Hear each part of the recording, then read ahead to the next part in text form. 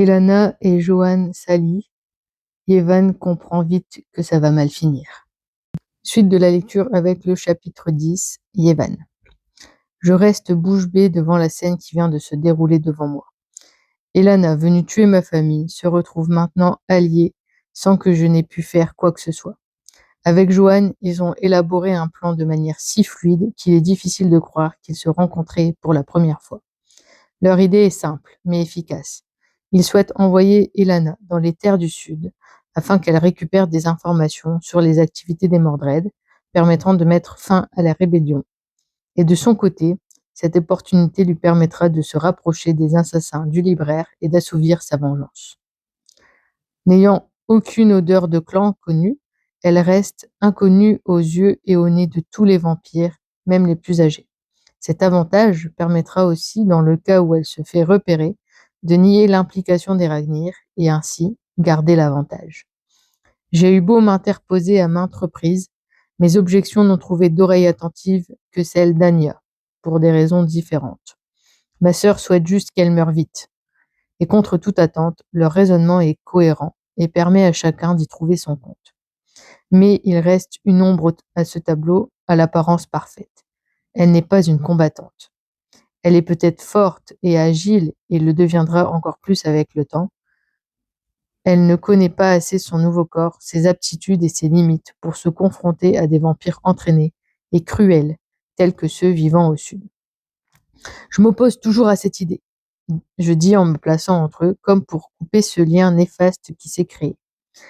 Le principe est correct, mais la situation n'est pas aussi facile que vous pouvez le croire. Je me tourne vers elle, plus spécialement, pour capter son attention et essayer de la raisonner une fois de plus. Elana, écoute-moi. Je comprends ton désir de vengeance, mais si tu y vas, toi aussi tu mourras. Tu n'es pas entraîné à faire face à des vampires combattants. Les terres du Sud sont hostiles et le régime ici est différent. Je comprends tes inquiétudes, mais c'est son choix. Tu ne peux t'y opposer, répond Johan à sa place. Cette remarque m'exaspère au plus haut point. Il ose dire que c'est son choix, alors qu'il lui a mis cette idée en tête dès le début. Je réprime mon agacement avant de poursuivre. Si je ne peux vous faire changer d'avis, prenez au moins en compte qu'elle ne doit pas y aller seule. Ça serait beaucoup trop dangereux. Je peux me débrouiller seule, réplique-t-elle. Je n'ai pas besoin d'être chaperonnée par l'un de vos sous-fifres. De toute façon, aucun de vous ne peut m'accompagner. Nous serions tout de suite repérés. Et cela va à l'encontre même du plan. Moi, je peux venir avec toi? Une petite voix timide se fait entendre derrière nous. Loris, le Malinois que j'ai interrogé et qui est là depuis le début, a pris la parole. Tellement concentré par l'arrivée d'Elana et notre échange, nous avions complètement oublié sa présence. Ne te mêle pas de nos affaires, chien galeux. Anya n'y va pas de main morte. Tu ne cherches qu'un moyen d'échapper à ton sort. Es-tu si pressé de mourir que tu nous rappelles ton existence? Non, je ne souhaite pas mourir, non. Ce que je veux, c'est retrouver mon cousin et sortir de cette histoire.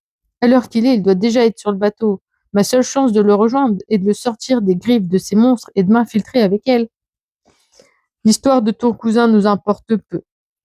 Sully, lui aussi, est dur dans ses propos. Son sort ne nous concerne pas. S'il est assez stupide pour s'être fait enrôler, alors il ne mérite que la mort. Décidément, le tact ne fait pas partie de nos qualités familiales. Cependant, son offre n'est pas totalement dénuée de sens. Écoutez-le, ce n'est pas une si mauvaise idée. Il est connu des recruteurs et cela serait normal qu'il les rejoigne pour retrouver son cousin. L'infiltration n'en serait que mieux réussie et cela augmenterait nos chances d'arriver à nos fins.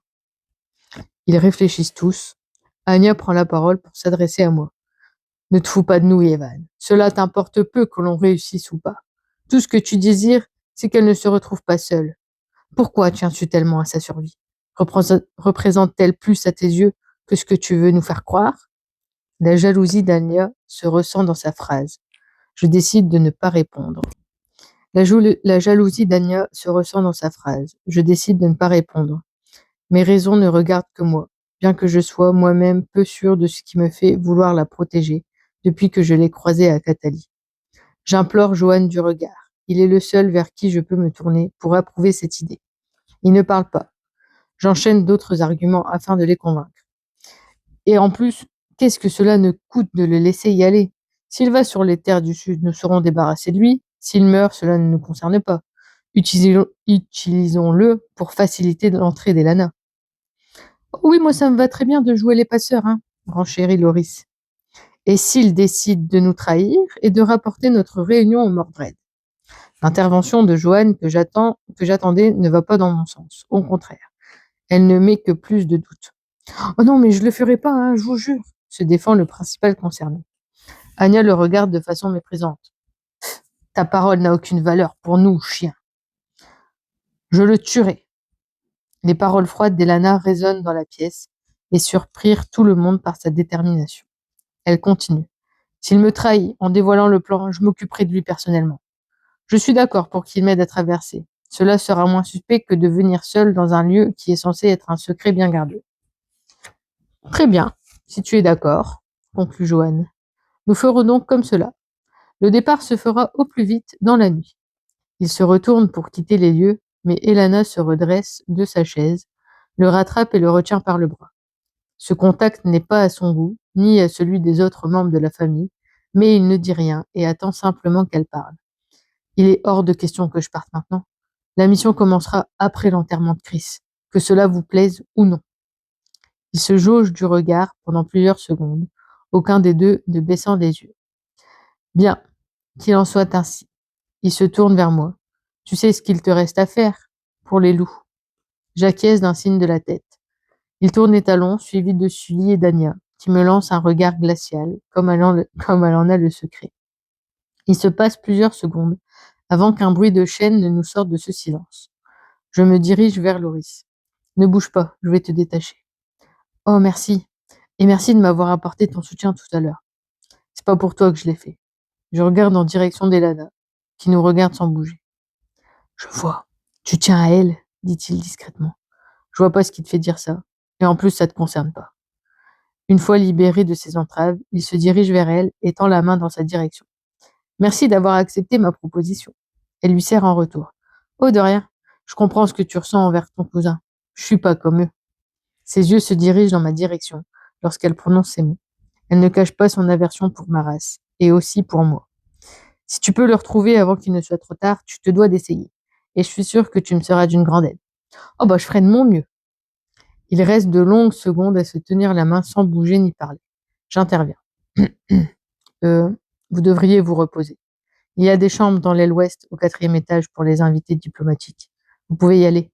Ne vous éloignez pas du bâtiment, hein. Ils vont vous surveiller. Merci, me répond Loris. J'avoue qu'après un séjour dans les geôles, une bonne douche ne serait pas de refus. Il s'éloigne dans la direction que je lui ai indiquée, suivi par Hélène. Est-ce que je peux te parler lui dis-je quand elle approche de moi. Elle s'arrête à mon niveau, le temps que je termine ma question, puis repart sans répondre, ni même me regarder. Je lui attrape le poignet pour la retenir un peu plus longtemps. J'aimerais crever l'abcès et qu'elle m'explique ce qu'elle me reproche personnellement. J'en ressens le besoin. Elle s'arrête une nouvelle fois. Je n'ai pas envie de te parler, Yévan. J'ai envie d'être seule pour le moment. Elle se défait sans forcer de ma poigne et quitte la pièce sans se retourner. Je me retrouve alors seule au milieu de cette immense pièce vide, avec un étrange sentiment au fond de moi. Une boule se crée dans ma gorge, et pour la première fois depuis des siècles, je me sens coupable. Je ne pensais pas être capable de ressentir de nouveau des émotions, quelles qu'elles soient, depuis ce jour tragique. J'essaie tant bien que mal de reprendre mes esprits, avant de me diriger vers l'aile est du bâtiment, où se trouvent les appartements qui nous sont réservés, à ma famille et à moi. Je me dirige vers l'aile est du bâtiment où se trouvent les appartements qui nous sont réservés à ma famille et à moi. C'est un lieu que je fréquente rarement et je ne suis pas entrée dans la pièce qui m'est destinée depuis bien longtemps. Cependant, au vu de la situation actuelle, je ne peux que rester. Ma chambre se situe à l'extrémité du couloir de l'aile, voisine de celle d'Anya. Pour y accéder, je dois passer devant les chambres de mes frères. Je décide de m'aventurer dans ce couloir à pas de loup, afin de ne pas attirer l'attention d'un des membres du clan. Je passe devant la porte de mon plus vieil aîné quand j'entends qu'il parle d'Elana avec Joanne. Je reste à distance et tends l'oreille. J'aurais préféré la tuer immédiatement, Joanne. Elle est une menace pour nous. Tu le sais aussi bien que moi. Je sais. Mais cette opportunité était bien trop belle pour la laisser passer. Peut-être, mais le risque est tout aussi grand. Chut, chut, ne te tracasse pas, je gère la situation. Le volume de leur conversation diminue, me forçant à m'approcher plus près. Discrètement, je m'accroupis et regarde par le trou de la serrure pour mieux distinguer la situation à l'intérieur. Cette scène me projette quand j'étais enfant et que je m'amusais à passer en dessous des radars de mes parents et que je les espionnais. J'ai appris très tôt à dissimuler ma présence aux autres pour pouvoir être seule et surtout échapper à ma sœur un peu trop collante. Avec les années, je me suis perfectionnée en la matière et je suis devenue un véritable expert. Ces souvenirs remémorés, je reporte ma concentration sur ce que sont en train de faire mes deux frères.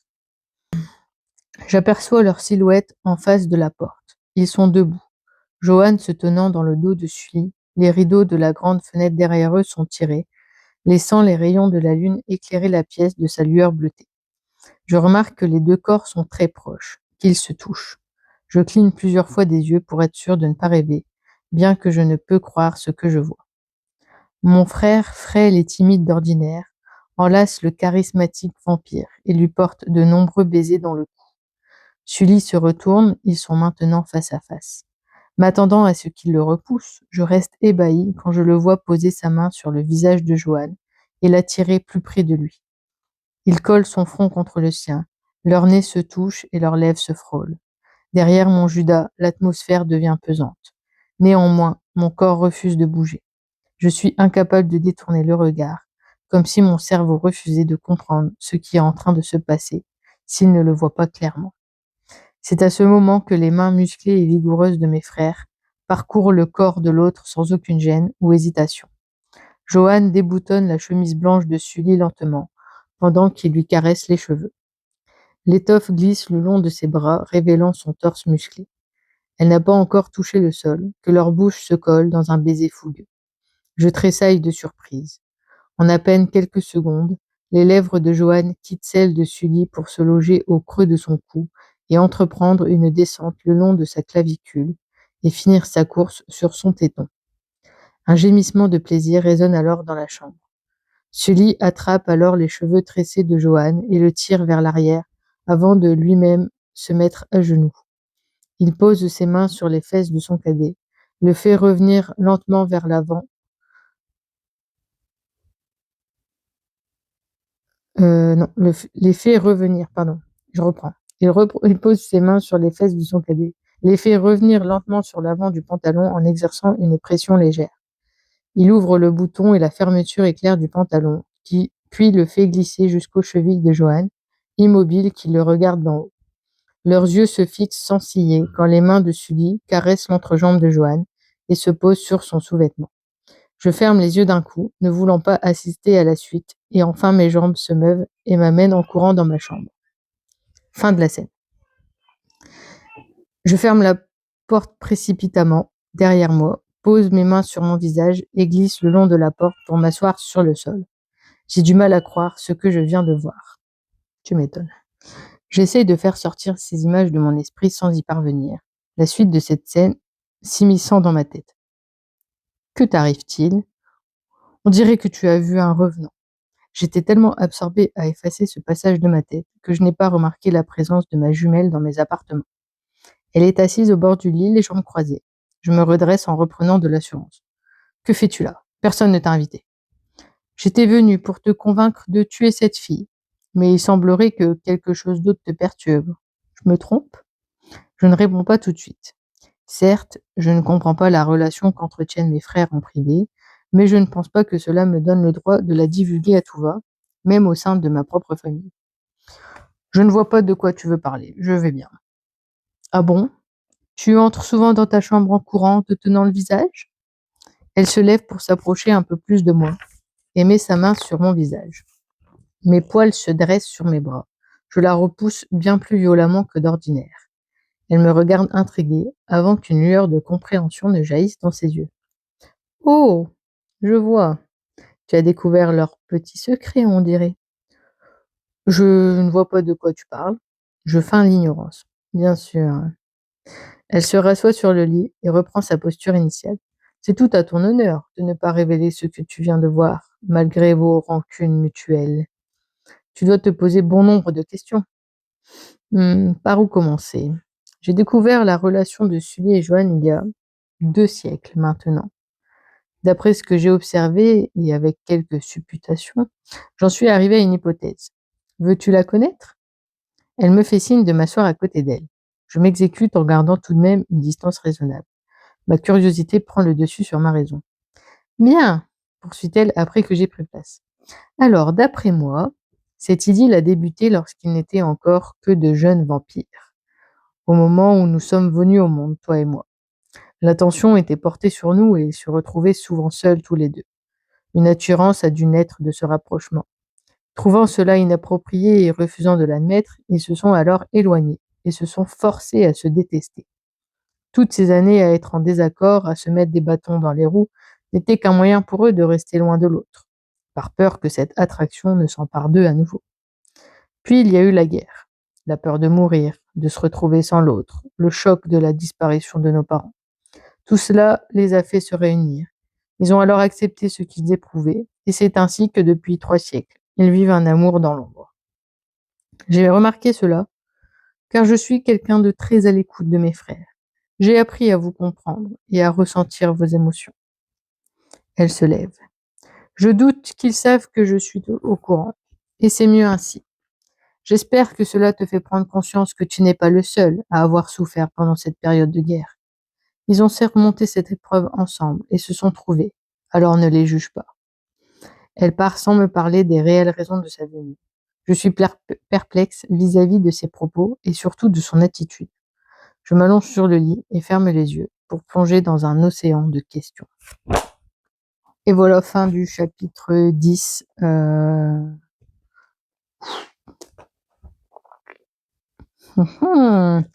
Alliance, secret, etc. Quel chapitre riche en révélations, dis donc. Donc pour la suite, savoir ce qui va se passer, qu'est-ce que va donner cette relation? Est-ce que Yevan va cracher le morceau ou va faire semblant de rien? Comment va se passer la prochaine rencontre avec ses frères? Parce que perso, moi, je serais un petit peu gênée. Donc voilà, suite dans le prochain chapitre.